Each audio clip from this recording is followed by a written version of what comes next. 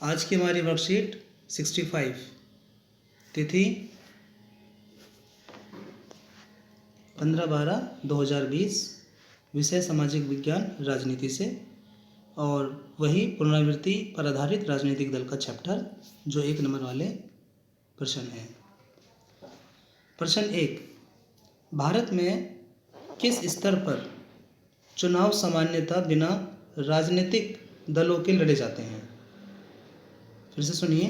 प्रश्न नंबर 1, भारत में किस स्तर पर चुनाव सामान्यतः बिना राजनीतिक दलों के लड़े जाते हैं? नंबर 1, लोकसभा स्तर पर, दूसरा राज्य स्तर पर, तीसरा विधानसभा स्तर पर, चौथा पंचायत स्तर पर। तो इसका जो उत्तर है आपका वो पंचायत स्तर पर होगा, क्योंकि जो लोकसभा अध्यक्ष के, तो बच्चों इसका उत्तर जो होगा वो है पंचायत स्तर पर।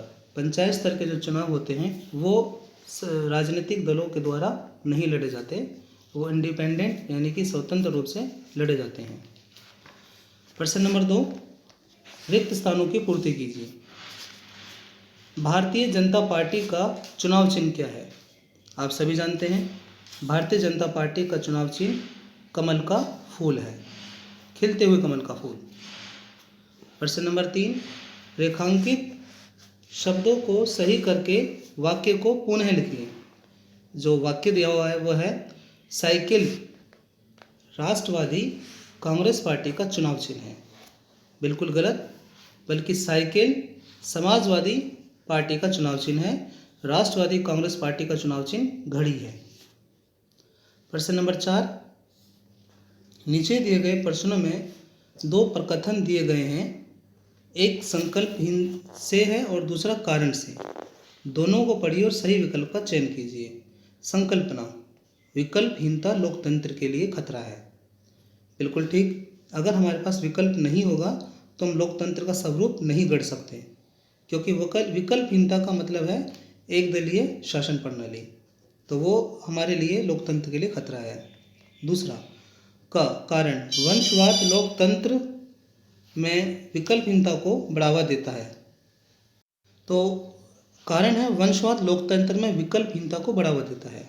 बिल्कुल ठीक है, वंशवाद की जो राजनीति होती है वो लोगों को आगे बढ़ने से रोकती है, और वो भी एक तरह से लोकतंत्र के लिए खतरा है।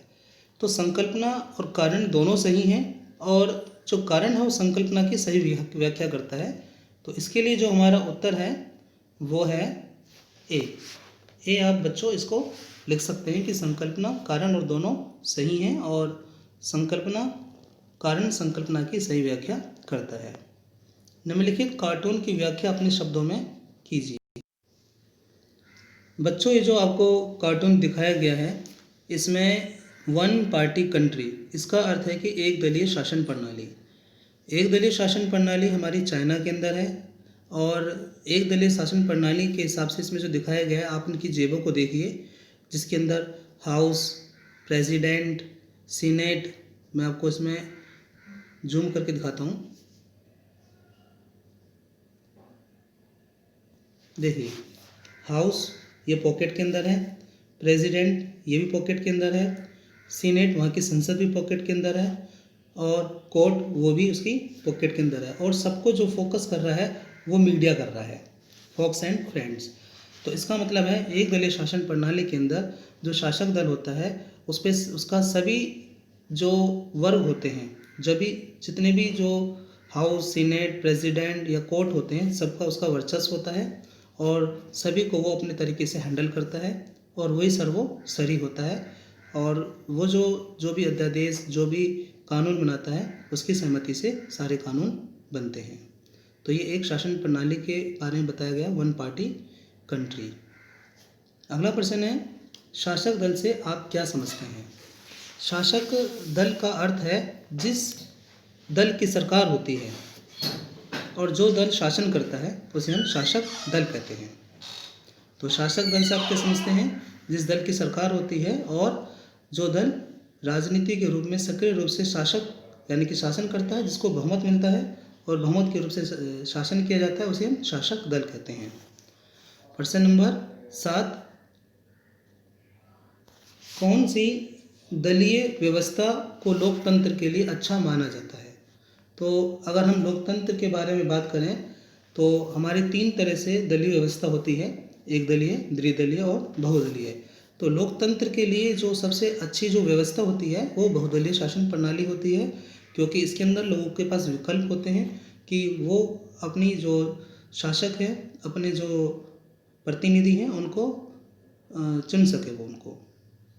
तो जब विकल्प होते हैं लोकतंत्र के लिए सबसे अच्छी व्यवस्था मानी जाती है। प्रश्न नंबर 8, दल बदल से आप क्या समझते हैं? दल बदल का अर्थ है जब कोई व्यक्ति जिस पार्टी के टिकट पर चुनाव लड़ता है और वो जीत जाता है और उस पार्टी से अपनी निष्ठा हटाकर दूसरी पार्टी पे ले जाता है तो उसे दल बदल कहा जाता है। मान लीजिए कोई व्यक्ति किसी पार्टी से चुनाव जीतता है, मान लीजिए कि कांग्रेस, बीजेपी या आम आदमी, किसी भी दल से वो चुनाव लड़ता है या अन्य दल से चुनाव लड़ता है जो पार्टी ने उसको चुनाव चिन्ह दिया है, और उससे वो जीत जाता है और उसके बाद वो अपना दल बदल लेता है, अपनी पार्टी बदल लेता है जीतने के बाद, तो ऐसी व्यवस्था को हम दल बदल कहते हैं। लेकिन इस व्यवस्था पे संविधान के अंदर कानून बन चुका है कि कोई भी व्यक्ति अपनी पार्टी को जीतने के बाद नहीं बदल सकता। अगला प्रश्न है 9वां, केंद्रीय सरकार में किस गठबंधन की सरकार है? तो केंद्रीय सरकार यानी कि लोकसभा सरकार जो है वो किसकी गठबंधन की सरकार है? तो यहाँ पे हम एनडीए गठबंधन की सरकार है और उसको कहते हैं हम राजग, और हिंदी में कहते हैं रजक, राष्ट्रीय जनतांत्रिक गठबंधन। तो केंद्र सरकार में राष्ट्रीय जनतांत्रिक गठबंधन की सरकार है।